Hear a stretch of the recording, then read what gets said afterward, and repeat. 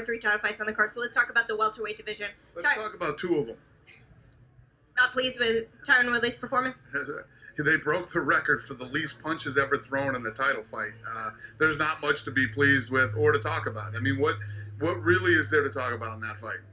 Well, I mean, Damian Maia did everything he could to get this to the canvas. Tyron had incredible takedown defense. He did something that not a lot of people who face Maia are able to do. You made it sound great. Thank you. Welcome. Moving on. When you say to me, Tyron, you are well-spoken, what does that mean? Does that mean I'm well-spoken comparable to all the mixed martial artists, the 500 UFC fighters on the roster? Or does that mean, as a black male in America, you're pretty well-spoken comparable to other African Americans? When you say that I'm a freak athlete, does that mean that I don't work hard, that I'm going to fade in the later rounds, that I don't have great cardio, that I don't have a great skill set? You can knock people out, but if it gets to the later rounds, you might get tired, you might fade, and all those muscles come with, then come at a command. Some people subconsciously don't want to admit that discrimination exists. It exists. It didn't just, it wasn't something that was made up. It was not something that's completely gone. So when you look at the way that champions are treated, look at Demetrius Johnson, pound for pound #1.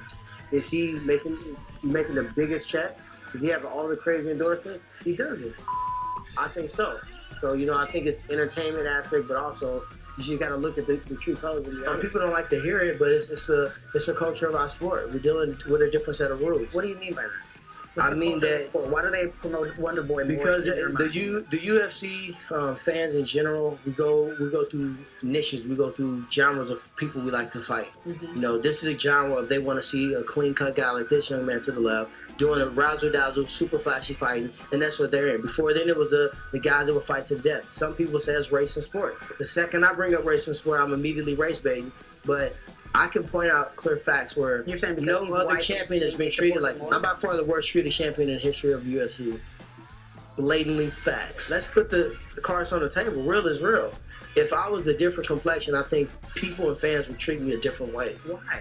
Why is that? That's a great question. I would love to know why. The thing is, if you know Tyrone, the thing is with Tyrone, it's a bit of a drama queen. Then he wonders why when we show up for a press conference, the whole crowd's booing him. I'm not booing him because he's black. There's tons of black guys fighting in the UFC. Look at the African American athletes, and not only just the fans, the judges.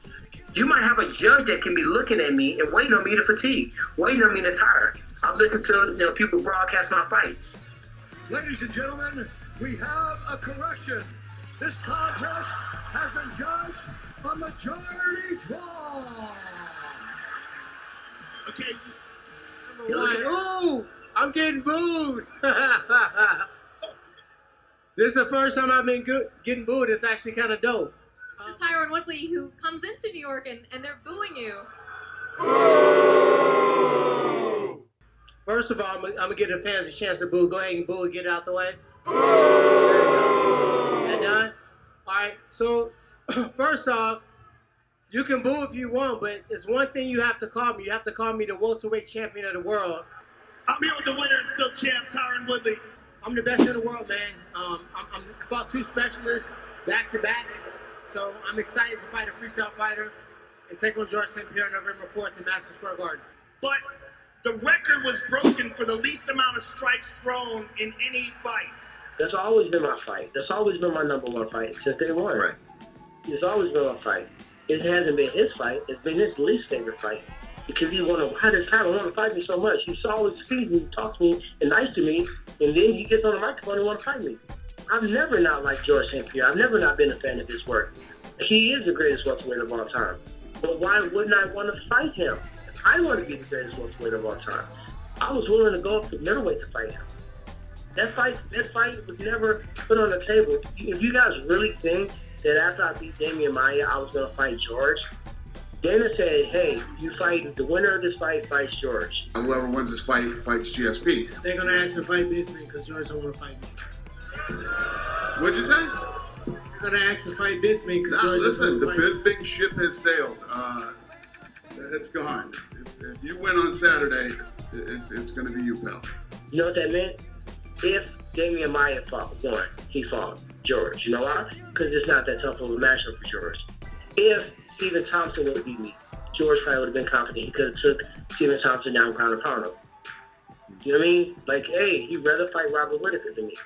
It ain't no secret on what's going on. It ain't no mystery, no conspiracy theory. It's just facts that's right in our face. George knows that I'm too much for him. I'm a better wrestler than him. I got the highest takedown defense in UFC history. I punch way harder. He had a problem with concussions when he left the sport. And I'm faster than him. I mean, that adds up for a lot. I don't even need to wrestle George. I'm going to be better on the feet. I'm going to punch him way harder. I'm going to make him want to try to desperately take him down. He's going to have to pay. Then that's why you started hearing Woodley saying, I got offered a fight with Dave Diaz. And then we're like, no, it was never a fight. That's the deal. So there really was never an offer for Woodley versus Diaz. It's not true. Not officially. It was never offered. One of our lawyers was like, hey, would you fight? Because we were always offering the Diaz brothers a fight. So he says, well, what about Woodley? Would you fight Woodley? And then he says to Woodley, would you fight Nate Diaz? First of all, Woodley's been talking about, I need shoulder surgery. What about, I'll fight Nate Diaz, and then starts calling him out and shit. You know, it was a nightmare. None of that was true. That was just a guy who works here that went off the reservation and asked those guys a question. Do you think Diaz would Keep on popping that shit you're popping, 'cause we ain't stopping, 'cause you ain't stopping us. We ain't got to prove shit to y'all, so all y'all can lick the balls and keep walking. The derelict's back. It seems like him saying no without saying no. It seems like him saying I don't want to fight him without saying I don't want to fight him. It seems like he was saying I'm scared, homie, without saying I'm scared, homie. He's never made $15 million to fight. Like let's all do recycle and go backwards. He was fighting for $16,000 and $16,000. I don't know if he has amnesia, but before he fought Conor McGregor, he beat Michael Johnson for $16,000 and $16,000. After 2 fights with Conor, you think you're gonna make $15 million to fight me? I'm not even Conor. He's not gonna make that to fight Conor. So for him to throw that number out, that's like me saying, yeah, I'll fight Steve Miocic right now. Yep, sign me up. Yep, I'll fight him. How much you need? $30 million. I know I'm not gonna get $30 million. So basically, I'm puffing my chest out, acting like, because you don't want to lose that credibility with the fans. You don't want to lose that I'll fight anybody anytime. I'm a Stockton. I'm from the good. And then you got to really defend that. You got to really defend that statement. He don't want to have to defend that, so he's trying to preserve his fans that really regard him and see him in that light. You know. George don't want a concussion. That's why he's trying to go to 55 or talking about the person market value. Bisping was the easiest option for the most money. Now let's be clear. You can try to act like I ain't a big draw all you want, but Johnny Hendricks sent you in a 3-year coma for fighting because you didn't want to get hit and concussed. Get hit by somebody like me that's been watching him my entire career and that's been ready to fight him. And we know Conor don't want it. Conor ain't nothing. Conor is now in a position where he would have had to fight somebody real. He would have had to fight me, Tony Ferguson, and Khabib, and he knows we're not good matchups for him. We're not going to fall into his antics and talk crap. It's not going to bother us, and he knew he had to make a choice. So his best option is to get the Floyd fight, take the L, walk away in the win for $70 million, and remain a legend in MMA.